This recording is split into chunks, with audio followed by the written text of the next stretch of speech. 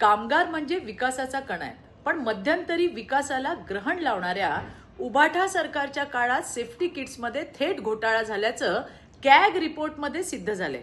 त्यांनी 4,661 प्रति किट्स प्रमाणे 24,430 सेफ्टी किट्स खरेदी केल्या.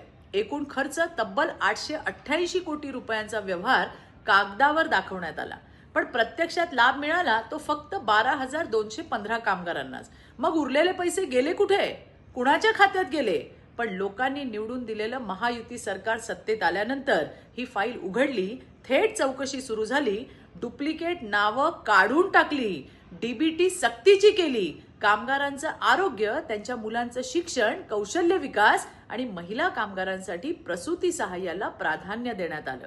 आज कामगारांच्या घामाचा पैसा दलालांना नाही तर कामगारालाच मिळतोय. म्हणूनच तर न भूतो न भविष्यती असा विकास घडतोय.